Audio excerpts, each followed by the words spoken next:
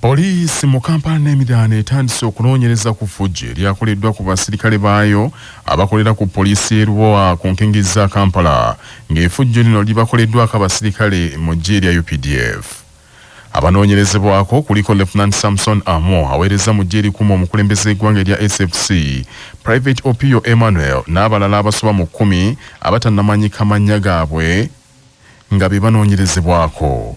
Kigambibwa nti olunaku lw'eggulo Lieutenant Samson Amo yakubidde akulira poliisi y'Erwowa Sunday Innocent essimu n'amutegeeza nti aliko abavubuka 6 be yabadde akwatidde mu kikwekweto ekyakoleddwa amagye ekyawaliriza omusirikale wa poliisi Sunday Innocent okubuuza ekituufu ekyabadde kikwasizza abavubuka abo olwo balabe emisango egibavunaanibwa. Munnamagye Samson Amo kigambibwa nti yalinze mu poliisi Innocent kumalayo bigambo bye n'alyoka amuvumira okumukumu era n'amulangira obutategeera essimu n'agijjako. Sunday Innocent olwalabye nga bitabuse yakubidde Lieutenant Samson Amo n'amusaba amusisinkane mu ofiisi ku poliisi gy'atwala balabe ekyokolera abavubuka abo 8 abaakwatiddwa. Lyabadde teriri busanga ekibinja ky'abajaasi ba UPDF 10 n'omusobyo kigusse ku poliisi Erwowa mu mmotoka namba H4DF 3348 era ku bano baatuukidde mu kuteeka abasirikale ba poliisi bonna ababaddewo ku mudumu gw'emmundu okubasambasamba ensambagere n'okubayisaamu empi n'abavubuka 8 abadde bakwatiddwa. Kigambibwa nti abasirikale ba poliisi abakubiddwa n'abavubuka baddusiddwa mu ddwaliro lya Doctors Hospital okufuna obujjanjabi ng'abasinga bafeesa musaayi.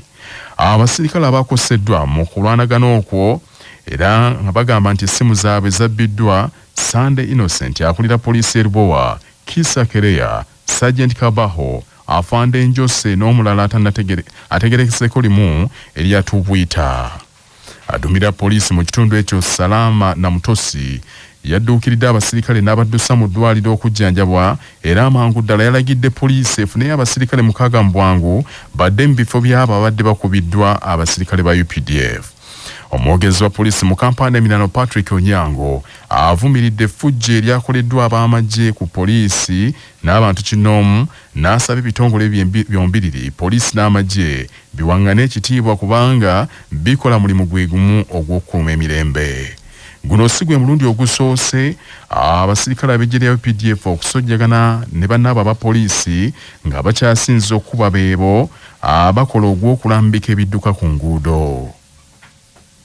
Manya obuvuna obuddo obw'eddembe lyo tonyigirizibwa ddembe lyo ery'obwebange. Ddembe lyo akutusibako nana habo mouthwash ly'eddagala ettuufu lyennakakasa mu kujjanjaba endwadde z'amannyo. Amannyo gakuluma gasannyalala senyesa nana naye weegendereza abafere tebakuguza kappa mu kutiya musange mu famasi zonna. Yakakasibwa National Drug Authority nga bali wamu ne langi wa Global aleetawo enjawulo ku bisenge. Weefunire langi ya Global ku hardware yonna ekuli okumpi. Global Paint, a reliable product. Nga bali wamu ne Baluswata Property Consultants batunda ettaka ku nguudo zonna eziyingira n'okufuluma ekibuga. Va mu by'ettaka lyakulukuta ennyumba ya kyama basange ku ofiisi yaabwe Kyengera opposite Orange City essimu 0704 80 1905.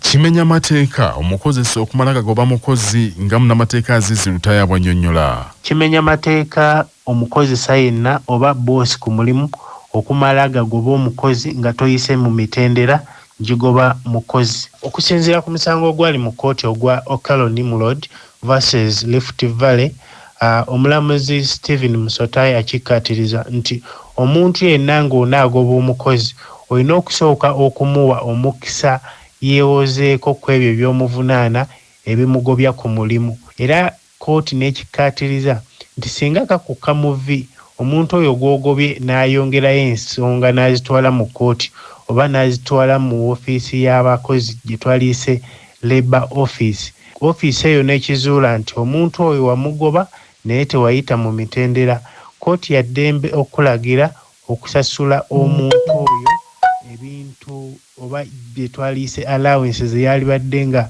afuna mu biseera ebyo bye wamugobera, n'eragira n'okumulagira abeere nga akusasula omusaala. Banna DP abakolerera okusigukula ssenkagala w'ekibiina kya DP Nobert Mao mu buyinza omukazi omuyima yandibanga yabatuulidde ku kisaabo mu kiseera kino batandise okwerumaluma nga buli ludda lulumiriza olulala ate okukuta n'obukulembeze bwa Mao ate gwe baagala okujja mu ntebe.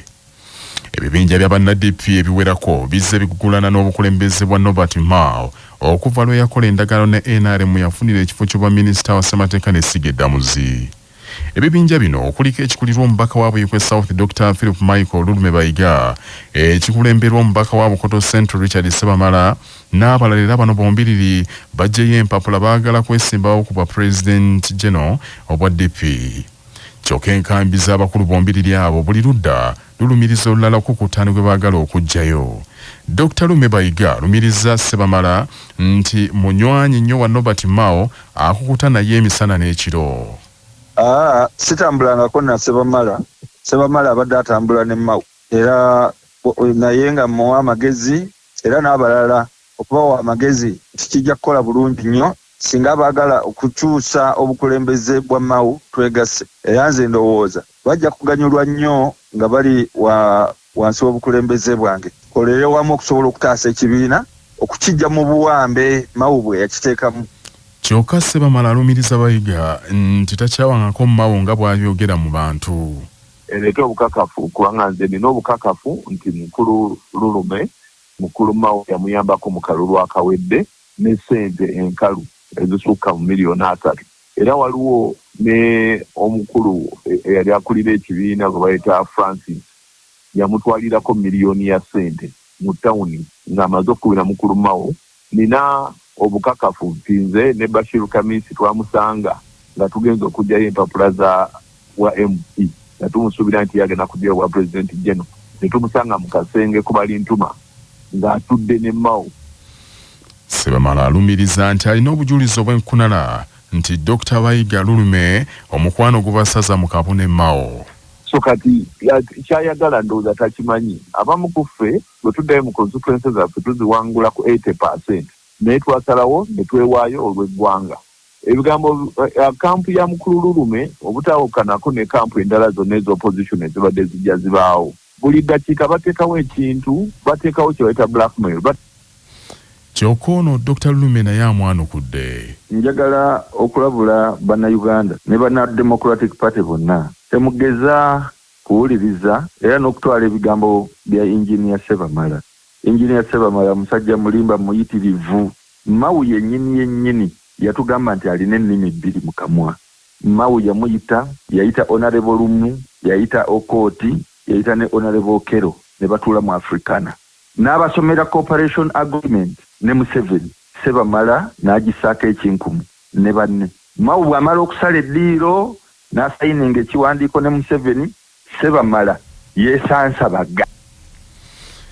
Okwerumaaluma n'okwogeragana amafuukuule kujjidde mu kiseera nga DP eteekateeka tabamiruka w'ekibiina n'abeera embalala ng'ennaku z'omwezi 3 omwezi guno ogwokutaano ogutandise bannakibiina bwe banaalondera obukulembeze bw'ekibiina obujja.